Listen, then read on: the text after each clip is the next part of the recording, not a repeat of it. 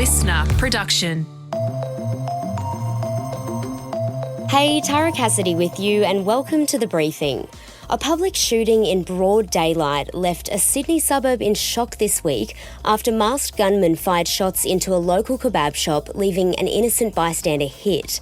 The brazen attacks put gang violence back in the spotlight, but also the ways criminal activity is being carried out, no longer hiding in the shadows. They are using encrypted messaging services to basically send out a message, hey, we want to get a hit on X, Y, and Z. And people will say, yep, we're up to it, or I know someone that's up to it. It's using encrypted messages on burner phones and using whatever means necessary to contact people and really hire them for the job. That chat's coming up in the second half of this episode. First though, let's get into the headlines with Chris Spiru. It's Wednesday, the 18th of June. Hey Tara, and to you listening, we're starting this morning with strong calls for Australians stuck in Iran's capital, Tehran. They're being told to stay put, despite Donald Trump calling for the city's 9 million residents to get out. The reality is that the airspace above Iran and Israel right now is closed. Our advice is very much shelter in place to look at the Smart Traveller website. We've got about 650 people in Iran who are seeking an assisted departure and about 600 people in Israel. So we will continue to work to do an assisted departure, and as soon as the airspace opens in any form. Defence Minister and Acting PM Richard Marles on the ABC there. The advice comes as heavy strikes between Israel and Iran enters a fifth day, with Trump's evacuation warnings yesterday sending thousands scrambling, sparking traffic jams and chaos on Tehran's roads. Early this morning, the US president took to social media calling for Iran's unconditional surrender, warning its supreme leader, Ali Khamenei, that the US knows his location but won't kill him for now. His comments follow the assassination of Iran's newly appointed top military commander, Ali Shadmani, a role he stepped into just days after his predecessor was killed in similar Israeli strikes. Iranian missiles are also continuing to reach Israel, having overnight reportedly struck the National Intelligence Agency, Mossad's headquarters. And while we're in the Middle East, we have seen reports this morning that more than 50 Palestinians have been killed near an aid distribution centre in Gaza's south, in the city of Khan Yunis specifically, and that happened after Israeli drones and an IDF tank opened fire on the crowd. The IDF say it's investigating. Churches are set to become responsible for abuse committed by its priests under new vicarious liability laws due to be introduced in Victorian Parliament later this year.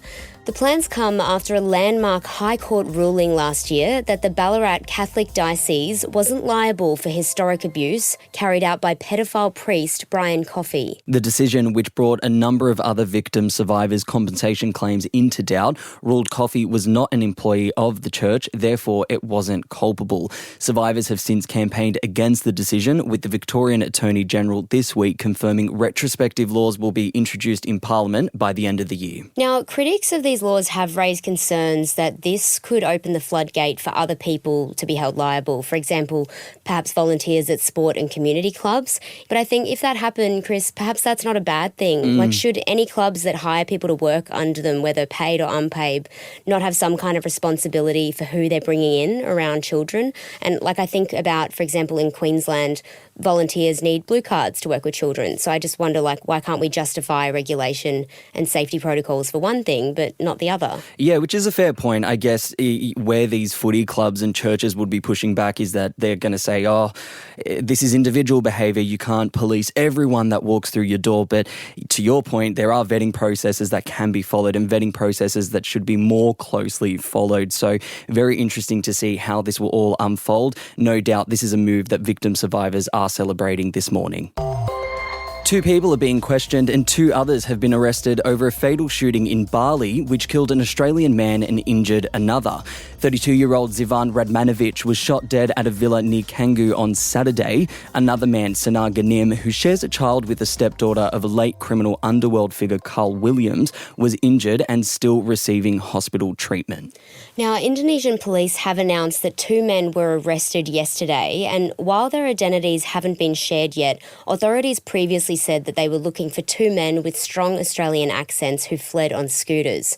7 witnesses say they saw this incident unfold, with police still questioning 2 other people in relation to the fatal shooting. The Blues and Maroons are going head-to-head in Origin Game 2 tonight in Perth, Tara Cassidy, with New South Wales looking to seal the deal after winning Game 1 last month.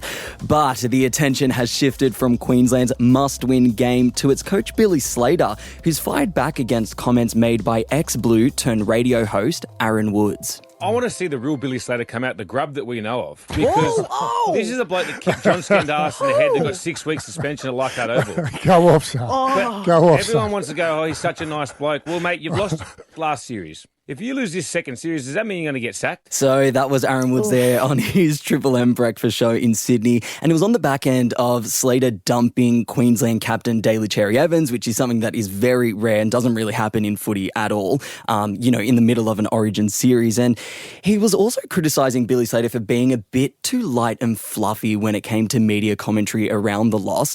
And this is the reaction that we heard from Billy Slater yesterday. You don't know what people are going through. And although I might be able to handle it, the next person mightn't be. Maybe our last coach didn't. I believe the character of a person is judged more on what they say about people and how they treat people than what an individual says to create attention about someone. Yeah, so very emotional Billy Slater speaking there. And look, just in reference to that late coach, his name was Paul Green. He took his own life in 2022 with a post-mortem finding that he had been living with severe CTE. The comments section, which is where I immediately went to when this video was published and these back and forths were published, some people are clapping Billy on, saying that, this is important to be calling this out and that this conversation around mental health should be had. Others are saying it's disrespectful to be throwing the late coach's name in the mix. It's just a little bit of fun. Woodsy, he hasn't directly commented on it just yet, but in the week leading up to this Origin Game 2, he has said it's a little bit of fun. He has no bad blood with Billy. It's just these 6 weeks a year that he hates him, and it's all about drumming up support for the game. Yeah, look, and I love the bit of fun and beef around the state rivalry at Origin time, but I also understand there's an impact when you have a platform in the media and your words have meaning and can stir a reaction from its audience. So I think it's important to be mindful of that, and we need to strike a balance, I think, between stirring up that state rivalry, having a bit of fun, but also, keeping in mind men's mental health, the public scrutiny and pressure that they are under, and also just trying to keep it respectful. And pack your bags, we're going to Denmark, which is now home to the world's most livable city. An annual survey which looks at 173 surveyed cities based on things like education, healthcare, infrastructure and culture gave Copenhagen the top gong this year. It edged out the previous winner of the last 4 years, Vienna, and Switzerland's Zurich, which is always on the top of this list. Now, don't fret, Australia was of course in the top 10. However, I will say Brisbane was robbed.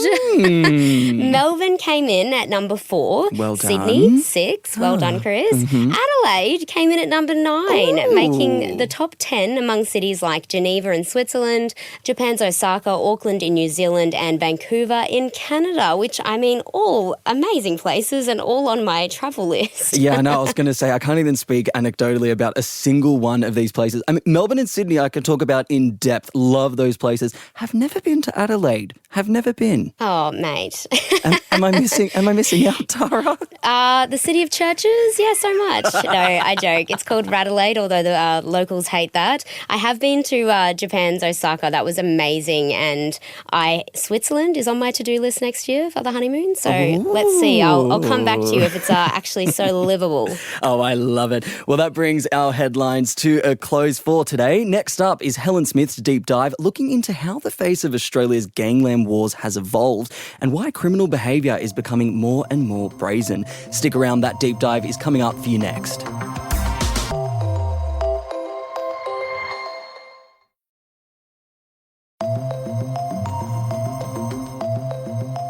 It's being described as shockingly brazen.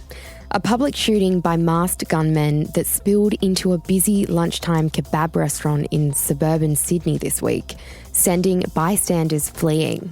With a restaurant worker among those shot and the local community in shock, concerns are mounting that public safety is at risk from this emboldened criminal warfare.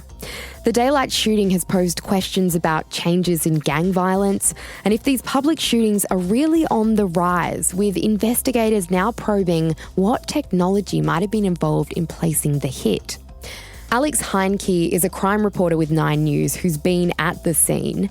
Alex, can you paint the picture? What exactly went down at lunchtime on Monday and how big of a deal is this?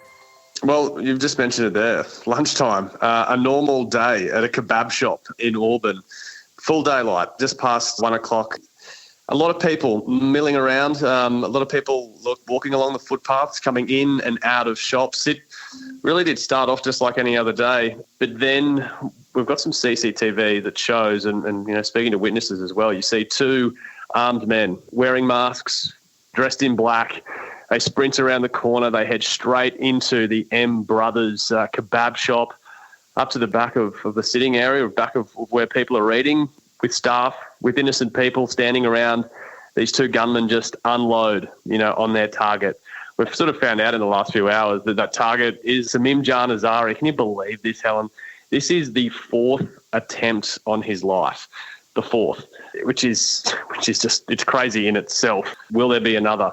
Will he try to flee the state to save himself? That's a story for another day. But what I think the interesting part, and I guess it's interesting because it's so appalling and it's so shocking, is that usually crims do their dirty work at night. The underworld gets fought in the shadows.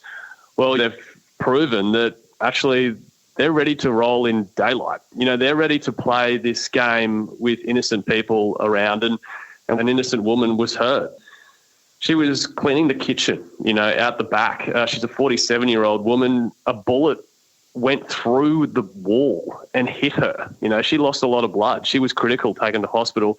Thankfully, Helen, the good news is that she is stable, but so is, the alleged target, Samim Janazari, and his associate. They are stable. They will recover from this, and I guess it sends shivers down your spine just thinking what the next chapter is going to look like and whether or not innocent people are going to be hurt.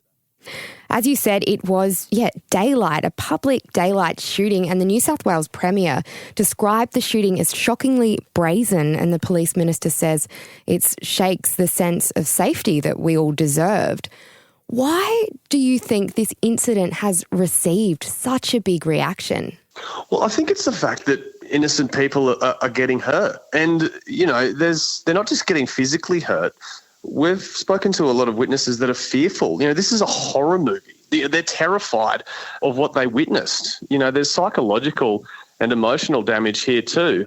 The street there in Auburn, it really is like the main street. That's a meeting place. That's the soul of that suburb. That's the soul of that community. And, yesterday it was assaulted. It was sort of degraded in a really the most shocking and brazen way. So the words of, the police minister, the words of the premier, a lot of people are coming out and slamming it. And I think that's the reason, because it's so disrespectful, in a way, Helen, to the community. The fact that they're bringing in innocent people that are just going about their day-to-day. A 47-year-old woman that's just working, and now she's in hospital. She's in a coma just because she just happened to be at the wrong place at the wrong time. That's not fair.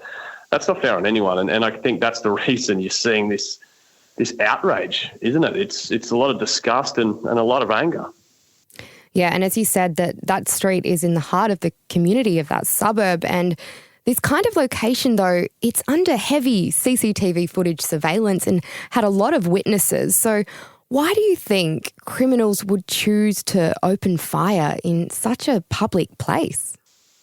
Well, the thing is with Samim Janazari, after the second attempt on his life, it was another really brazen attack. He had some shooters in another vehicle that came up and fired some shots. One of his mates passed away. One of his associates passed away in that attack. So it was the day after where he, was clearly fearing for his life. This is methodical, Helen. This is planned out. This is stuff you just see on movies. And I guess they took their chance.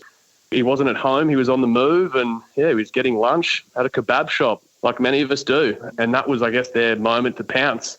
And they really had no respect or regard for anyone, for members of the public, staff, really anyone. They just wanted to get their man, and can you believe it? They didn't even get him. He's stable in hospital. He will recover.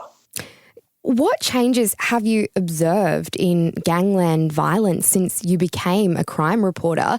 Are these public shootings actually becoming more common in Australia? I think it's front of mind at the moment, so I wouldn't go as far as to say they're more common. This is a recent wave in what is an underworld war. It's a tit for tat, it's back and forth with underworld figures, known associates of crime gangs, and this is all it's reached boiling point. It simmers and slows for months, for years. There was a big spate, a lot of killings and a lot of shootings maybe 2 years ago here in Sydney, if my memory serves correctly. But now, in the last few weeks, we've certainly seen a bit of a boom in it. Something I have noticed, which is interesting, is crooks are throwing out the playbook a little bit, a bit of a change in tactics. So historically, I think it's fair to say that criminal hits and the works of the underworld, it's very hidden. It's in the shadows. It's very secretive.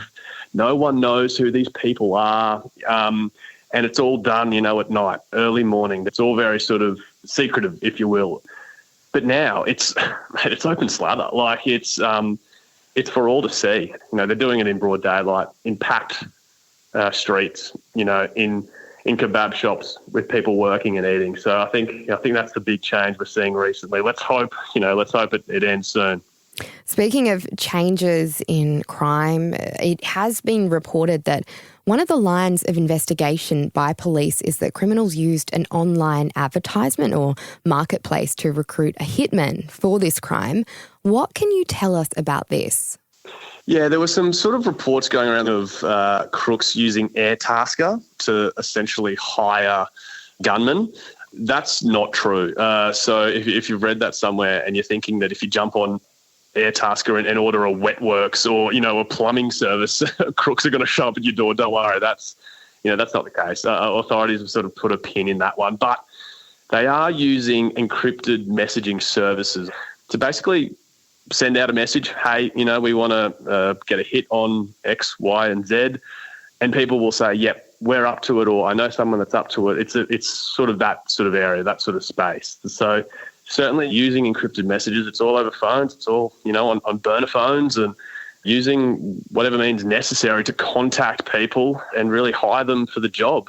That was the words, that was what we heard from the police. So it's really hard, to be honest, for police to track and for police to sort of dominate that world, because they use a new messaging service every other week. When one gets penetrated by authorities, they move on to the next. There's no shortage of ways to communicate with these people. But, what authorities claimed was that these crooks, these shooters were essentially hired over a messaging service. The call went out and they answered. Yeah, and technology and social media has increasingly been connected to crime. It's either being used to assist authorities or by criminals, like you just said. And we often are watching cases unfold, often live. How has tech impacted the way we combat crime? I guess in some aspects, from my experience, it certainly assists. Well, if you take, for example, the Auburn shooting, the huge number of CCTV cameras, it captures these people. They're sure they have their faces covered, but if one of your family members were dressed head to toe and you couldn't see, anything about them, you could probably still tell it was them. You know what I mean? So those number of cameras certainly assist in that way, which is certainly a positive thing. I guess the negative to that is, you've probably seen the vision, of and I'm sure plenty of your listeners and viewers have probably watched those victims on the ground bleeding. It's very accessible, isn't it? Those really gritty and horrific pictures kind of get broadcast everywhere. But if you want to look at it, I guess, in a different way, it certainly motivates authorities to get off their butts and to try and catch these people, because it might happen in Auburn, but it gets transported to your pocket, and you look at it on your phone and you're at home with it. So I guess overall it's certainly harder for crooks to hide, and I guess it motivates authorities to sort of catch these crooks. And more often than not, you got to give it to the cops. They don't always get it right, and they'll be the first to admit that. But more often than not, they do get their guy. So, keeping this all in mind, how can people feel safe when these kinds of attacks are happening in broad daylight in public places? What are police doing to stop it, and is it enough?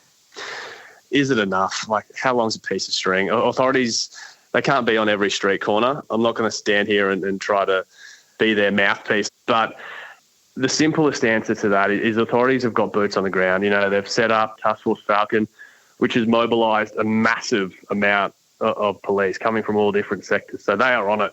You might not want to take my word for it, but I can guarantee you there are a lot of officers looking at this, right now. They've already made a lot of arrests. So a lot of work has been done. There's been a stack of weapons already seized, already taken off Sydney streets in the last few days. There has been a lot of bail checks and, as I mentioned, arrests. The police are moving on it. They are doing stuff. I know it doesn't certainly look like that with all the horror that's going on, but they are. It's a slow process. I guess knowing that, I think that's how you can feel a little bit safer at home. These are certainly isolated incidents. If you're checking the news and you're seeing what's happening in the Middle East, I'm not trying to downplay, obviously, what's happened in Auburn, but it's something to keep in mind. These are very isolated incidents. And more often than not, crooks do stick to themselves. They are targeting crooks. They are after the people that have wronged them or they've wronged or whatever it might be. Unfortunately, Helen, as we've seen, sometimes members of the public get caught up in it. So I guess, that's the best way to say it. Look, it's not a perfect system, but the police are trying their best. Alex, thank you so much for joining us on The Briefing. No worries. Anytime. That was crime reporter Alex Heinke there, and that's it for this ep of The Briefing. Before you go, though, we'd love it if you could subscribe to The Briefing. It's the easiest way you can support us, and you can check us out on Instagram at The Briefing Podcast. And we'll be back in your feed with another ep this afternoon. I'm Helen Smith. Catch you next time.